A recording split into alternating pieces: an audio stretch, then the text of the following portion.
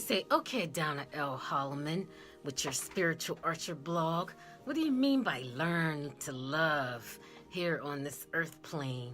Look, there's so many evil people out here. You're talking about like people like Hitler, slavery days, the crazy world of politics and taxes, and the world just going absolutely whatever. Well, believe it or not, everything in this world comes from within. It's all from within, because humans are made from a higher plane, a higher self that seems like it wants to experience itself, and we're all connected through that. And the only way, it seems like, from my experience through that light and that love, it taught me a lot of things. And it taught me the only way I could change anything outside myself is I have to go within myself to find what it is I don't like, and see it within myself, and try to love that thing that I don't like. Not love meaning, oh, I accept what you do, or you're like, I just have to go give Hitler a hug. No, that's not what I mean.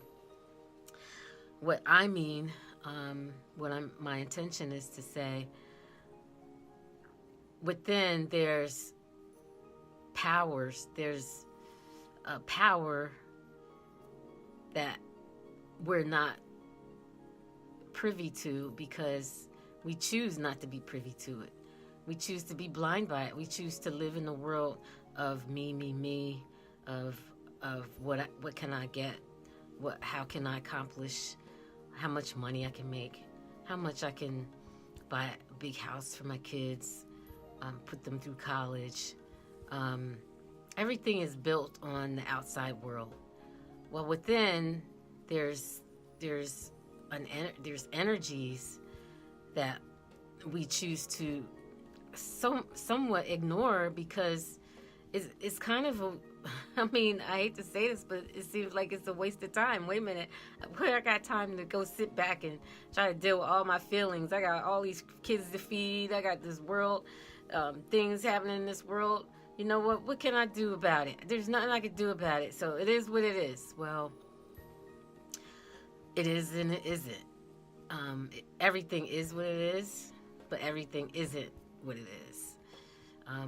We are, as a collective, creating everything that is in existence right now because the power of ourselves. We have been given a power to create. We have been given a power to design our own world. If you look around yourself right now. Look around your house. Look at your car. Look at your children. Look at your wife. Look at your husband. Who created that? You. Who created everything in your life right now? You. How'd you do that? You know, you did a hard work, but in order to create that, you have to think about it first. You have to think about what you want. And our thoughts are driving our actions into what we want. And sometimes we don't consider the spirit side of it. We just consider the outside appearance of it. Well, in a sense, it's creating, everything has a ripple effect. If we create a house, we lose some trees, we lose some birds. We create a car, our environment gets affected. We create, we accept the fact of trade. Trade is always in our mentality, but it's all good. It's all good, but it's all it's all evolving, and now it's evolving in a different way. And this time we're evolving into more spiritual realm than physical. But we are physical. But our physical will actually move into a spiritual sense, our senses will change. Our desires will change, are changing. I wouldn't say will change, but it is changing. In the process, right now, in this process, it's changing. And we got to suffer through it. And the suffering through it means changing our belief system, our regular ways of habits, of thinking, of doing things. It's just all changing on an automatic scale because the earth is saying that it's going to the new dimension with or without you. If you don't come, you'll have to figure out another way to learn love. And it's just beautiful. I mean, even now, everything is pretty much beautiful because we get to experience it. We're alive to say that we have an opportunity to make a change. And the only way we can make a change through this whole world is within ourselves. Like, for example, when and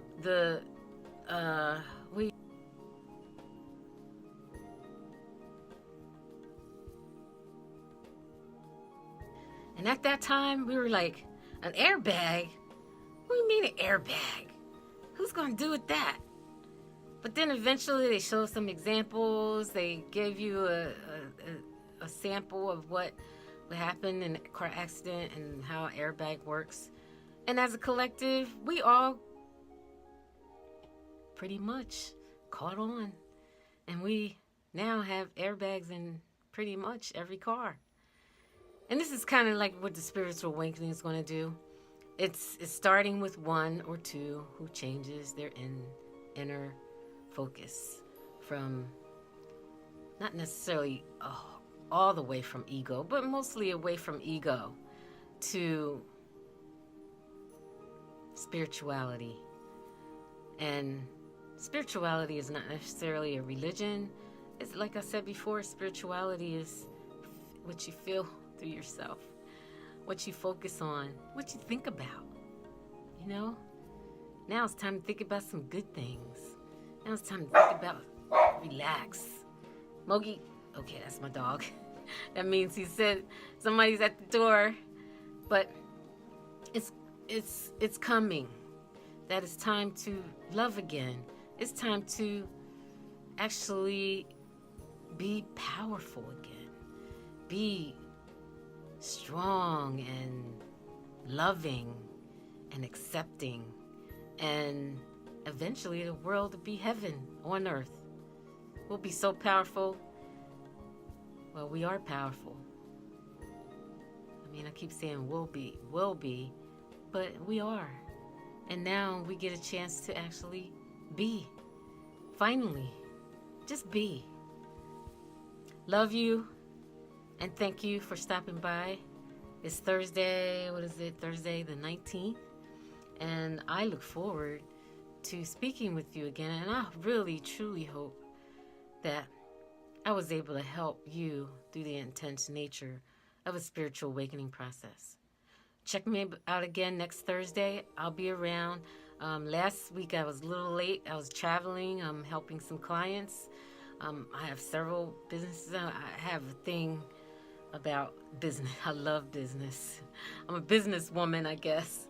And I love that I'm creating something that I enjoy. And until next time, the divine, I always get this, I try to get it right, I try to understand what namaste is, because I always say namaste at the end. The divine in me bows to the divine in you. Thank you for stopping by. And don't forget, please, check out my Facebook page, like it, subscribe to my YouTube channel, and don't forget to subscribe for my new ebook coming out, Stranger on an Elevator, at strangeronanelevator.com. Sign up, and you'll be the first people to get to read my book. And I'm truly looking forward to it. Thank you. And again, namaste.